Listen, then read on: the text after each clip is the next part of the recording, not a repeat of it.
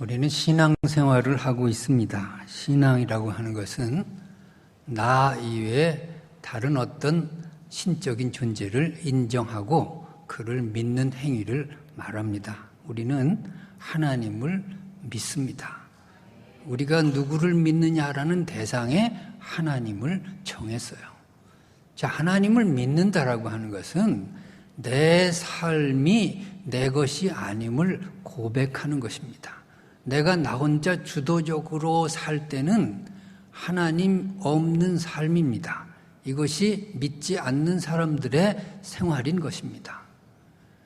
그런데 내가 하나님을 믿는다라고 하는 것은 내 삶의 시작도 하나님의 것이요, 내가 살아가는 것도 하나님의 것이요, 내 삶의 마침도 하나님의 뜻 안에 있다고 믿는 것입니다.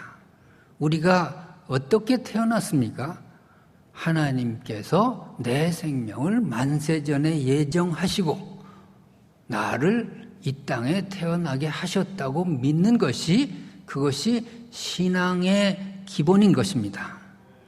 내가 어떻게 살고 있느냐, 이 내 삶의 자체의 모든 생사화복이 하나님의 주권 아래 있다고 믿는 것이 신앙생활인 것입니다. 내가 언제 죽느냐, 어떻게 죽느냐, 그 모든 것이 내 의지하고 관계없이 하나님의 뜻 가운데 있는 것을 내가 믿는 것입니다. 우리는 내 의지대로 사는 것 같지만 모든 것이 하나님의 주관 아래, 하나님의 그 의지가 나를 주도적으로 인도하고 계심을 믿어야 할 것입니다. 행복할 때는 우리가 신앙이 있는지 없는지 잘 모릅니다. 왜? 행복할 때는 다 하나님의 뜻이에요. 다 그저 하나님이 잘 해주시는 것 같아요. 그런데 불행 속에서 내가 정말 하나님을 믿는지 안 믿는지 신앙의 진면목이 드러나게 되는 것입니다. 내 뜻대로 안 되는 순간들이 많이 있어요. 이때 그 모든 사건 속에 하나님의 의지가 있고 하나님의 계획이 있다고 내가 믿을 수 있느냐 하는 것입니다. 제가 독일에서 귀국해서 호남시대 교수 생활을 했습니다. 그때 어떤 여집사님 한 분이 학생으로 다니고 있었습니다. 그분의 간증은 이런 것입니다. 중학교 3학년짜리 아들이 있었습니다. 그런데 이 아들이 고등학교 갈 때 고민이 하나 생겼습니다. 그분이 어느 읍에 사시는데 그 읍에 고등학교가 5개가 있었습니다. 이제 추첨을 해가지고 아무데나 배정되는 대로 가야 하는데 그 중에 한 학교가 불교 학교였습니다. 불교 학교 보내면 안 되잖아요. 그래서 100일 기도를 작정을 하고 합니다. 하나님, 나 아무것도 바라지 않습니다. 그저 우리 아들 불교 학교만 안 떨어지게 해 주십시오. 그 기도를 100일 동안 했습니다. 정력으로 구하는 것도 아니고 돈을 달래는 것도 아니고 그저 우리 아들 신앙생활 잘하게 불교 학교만 안 되게 해 주십시오. 그렇게 100일을 기도했단 말입니다. 추첨 날짜가 됐습니다. 이 학교, 이 아들 어느 학교 됐을까요? 불교 학교에 됐어요. 하필이면 불교 학교에 됐어요. 여러분, 여기서 신앙의 진면목이 드러나는 것입니다. 여기서 하나님을 믿을 수 있고 하나님의 주권을 인정하느냐 하는 것입니다. 그런데 100일 기도가 무산되고 아들이 불교 학교 배정되니까 낙심이 돼가지고 식음을 전폐하고 입을 뒤집어 쓰고 고래고래 고함 지릅니다. 하나님, 이럴 수가 있느냐고. 내가 뭘 잘못했느냐고. 하나님, 우리 아들 불교 학교만 안 되게 해달랬는데 그것도 못 해주냐고. 하나님, 나를 사랑하기는 하냐고. 하나님 살아계시냐고. 이제 살아계시냐고 막 가는 겁니다. 막가파가 됐어요. 예배도 2주일이나 빠졌대요. 그러다 아들한테 혼나고 나갔답니다. 엄마는 내가 어디나 가든지 예수 잘 믿으면 되지 왜 그러냐고. 여러분, 우리가 살다 보면 이해하지 못할 고난이 오는 거예요. 상상하지 못할 불행이 오는 거예요. 내가 특별히 잘못한 것도 없어요. 그런데 원치 않는 사건이 내 믿음의 뿌리채 흔들리게 만들어요. 하나님이 정말 살아계신가? 하나님이 날 사랑하시나? 의심에 의심이 들 많은 고난과 역경들이 우리에게 닥칩니다. 이때 내가 그 모든 것 가운데 하나님의 의지와 뜻이 있다고 믿느냐 안 믿느냐, 그것이 중요한 것입니다. 자, 하나님이 계시고 내가 있습니다. 내 뜻과 하나님의 뜻이 다를 때가 있습니다. 이 다름에 대해서 내가 2가지로 생각할 수 있습니다. 하나는 하나님이 틀렸다, 이렇게 생각해버리면 불평이 나오고 원망이 나오는 것입니다. 그런데 하나님이 틀렸다고 생각하면 그때부터 우리의 신앙이 완전히 무너집니다. 우리가 사는 의미도 없는 겁니다. 하나님이 틀렸으면 다 끝난 거 아닙니까? 그럴 리는 없습니다. 그럴 수가 없습니다. 하나님이 틀리다고 생각할 수가 없는 것입니다. 하나님은 언제나 정당하시고 하나님은 언제나 틀림이 없으시고 나를 향한 하나님의 사랑은 중단 없고 변함이 없음을 믿는 것이 신앙인 것입니다. 자, 그렇다면 어떤 사건을 만나서도 내가 틀린 것입니다. 내가 잘못 생각하는 것입니다. 불평과 원망은 내가 잘못 생각해서 지금 발생하고 있다고 생각해야 됩니다. 어디서부터 무엇이 잘못됐는가, 그것이 중요한 것입니다. 오늘 사도 바울은 3층 전에 신비한 고백을 먼저 얘기합니다. 환상과 계시를 말하리라. 그리고 그가 몸 안에 있었는지 몸 밖에 있었는지 구분이 안 돼요. 자기가 자기 몸을 이탈해가지고 그 영혼이 다른 사람이 되어가지고 하늘나라에 가서 3층 천을 보았어요. 그걸 제3인칭으로 표현합니다. 그가, 나는 여기 있고 그가. 그래서 신비한 영적인 세계를 경험했어요. 자, 그런데 떠나지 않는 가시는 그대로 있는 거예요. 3번이나 괴로워서 구했는데 그대로 가시가 남아 있는 거예요. 이거 어떻게 해석해야 됩니까? 우리에게도 이러한 경험들이 있습니다. 성령 충만했어요. 방언도 했어요. 하나님의 능력을 실감했어요. 아주 그냥 하나님이 살아계심을 내가 체험하면서 살았어요. 그런데 가시의 문제가 그대로 있다고요. 풀리지 않는 가시 3번이 뭡니까? 30번을 기도해도 그대로 있는 가시가 우리의 삶 속에 있다니까요. 이거 어떻게 해석해야 됩니까? 영적인 체험과 육신의 가시는 별개의 문제로 공존하고 있는 것입니다. 바울이 어떤 가시의 병을 얻었는지 잘 모르겠어요. 대체적으로 다메섹 도상에서 눈이 멀었다가 떴을 때 이 후유증으로 심한 안질이 있었다고 추측하는 학자들도 있습니다. 그래서 앞이 보이지 않고 이렇게 괴로움을 당한 그런 병이었다고 해석을 합니다. 또 간질병이었다는 그런 해석도 있습니다. 복음을 전하다가 갑자기 거품을 물고 발작을 일으킨다고 생각해 보십시오. 수치스러운 병입니다. 이건 기도해서 없애버려야 될 병입니다. 하나님이 고쳐줘야 될 병입니다. 그런데 3번을 기도했는데 그대로 있단 말입니다. 유대인들은 3번 이상 기도를 못합니다. 그 이상은 불경입니다. 예수님도 겟세마네 동산에서 3번만 기도하시지 않습니까? 이 잔을 내게서 떠나가게 해주십시오. 사도 바울도 3번 기도합니다. 그 이상은 끝입니다. 3번 기도했다는 것은 완전히 기도했다는 겁니다. 그런데 그 가시가 그대로 있는 것입니다. 이 가시가 어떤 가시냐에 대해서 갈라디아서 4장 14절에 이렇게 기록하고 있습니다. 너희를 시험하는 것이 내 육체에 있으되 이것을 너희가 업신여기지도 아니하며 버리지도 아니하고 오직 나를 하나님의 천사와 같이 또는 그리스도 예수와 같이 영접하였도다.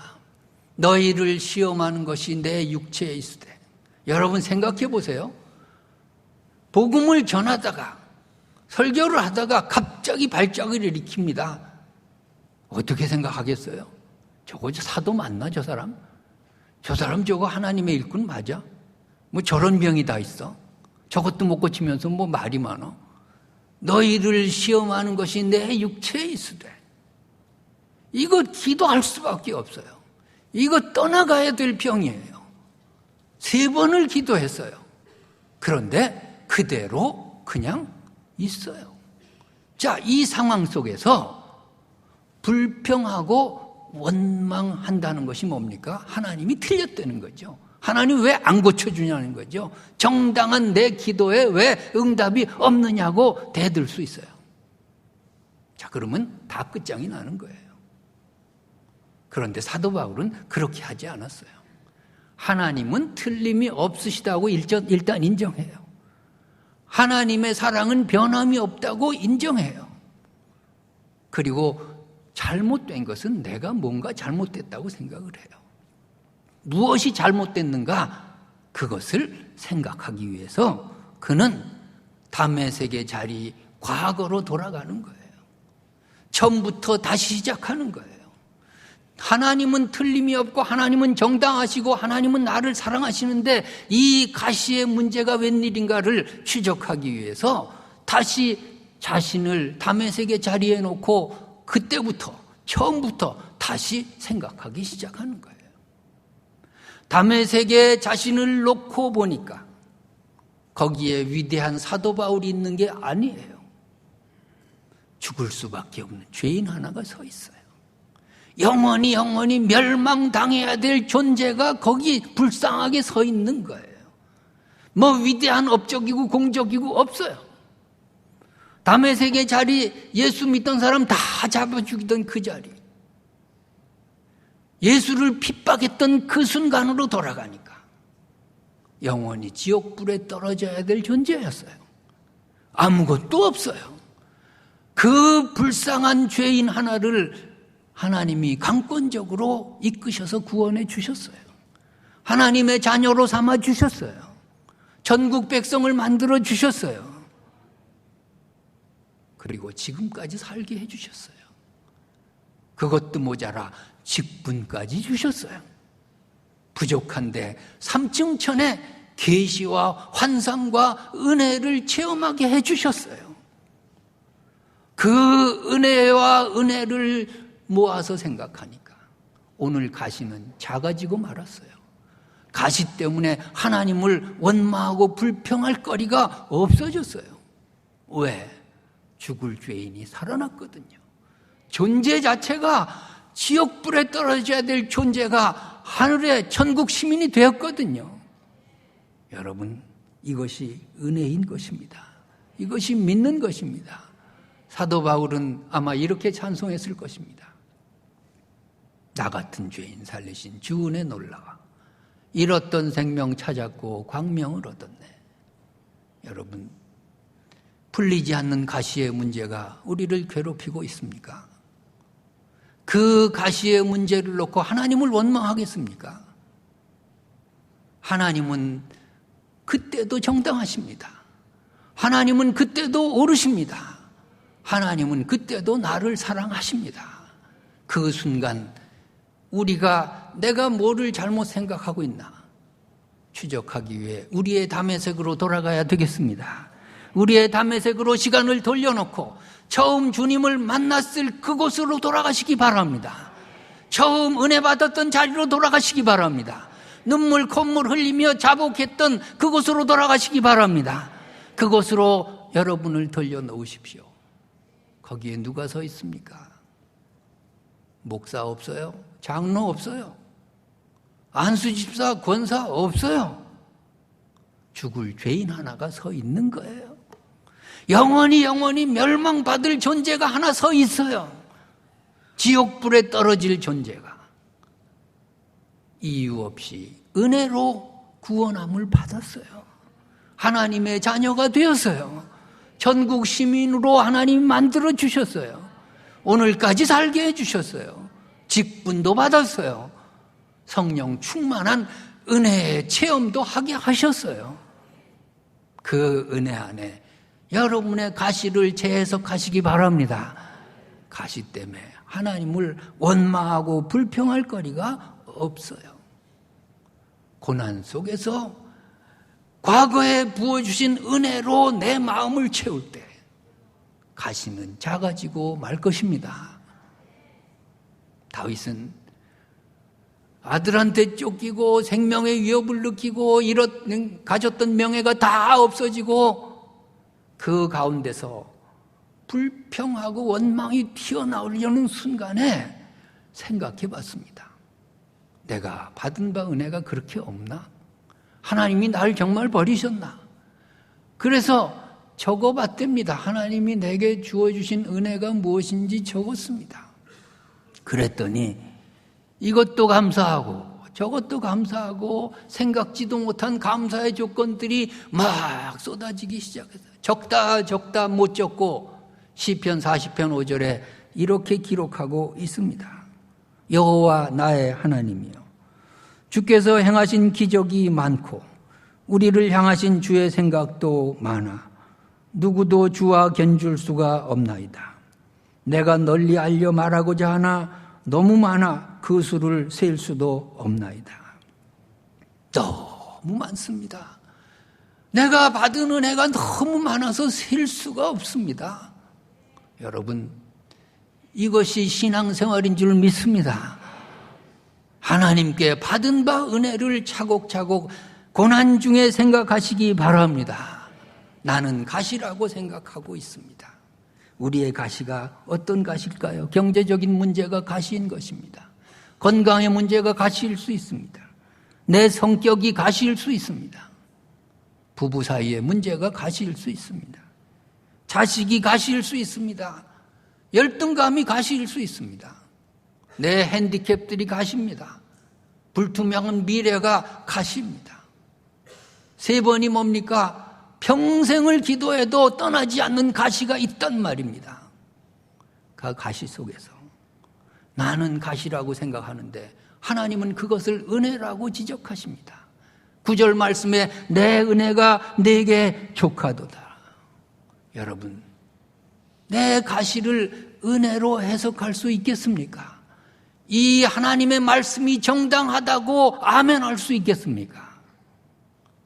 받은 바 은혜를 생각하고 사도 바울은 생각합니다. 내가 너무 많이 은혜를 받아서 이 가시 떠나면 교만해질까 봐 하나님이 이 가시는 남겨두었다고. 할렐루야. 여러분, 위대한 신앙 고백. 우리도 조금은 할 수 있어야 되겠습니다. 여러분, 떠나지 않는 가시의 문제, 그 가운데서 부어주신 하나님의 은혜가 더 많고 변함없이 오늘도 나를 사랑하시는 하나님을 인정하시기 바랍니다. 내 은혜가 내게 족하다. 그 속에서 사도 바울은 만족합니다. 그 속에서 그 말씀 가운데서 하나님의 말씀이 정당하다고 인정하며 가시의 문제를 재해석합니다. 내가 은혜를 너무 많이 받았구나. 그래서 교만해질까 봐 하나님이 이 가시를 남겨두셨구나. 그렇게 해석하고 하나님을 찬송하고 가시 때문에 기뻐하고 내가 더 열심히 일하리라 충성을 맹세하는 사도 바울의 신앙이 오늘 여러분의 믿음이 되기를 축복합니다. 독일계 미국의 신학자 라이너드 니버의 유명한 기도문을 소개합니다.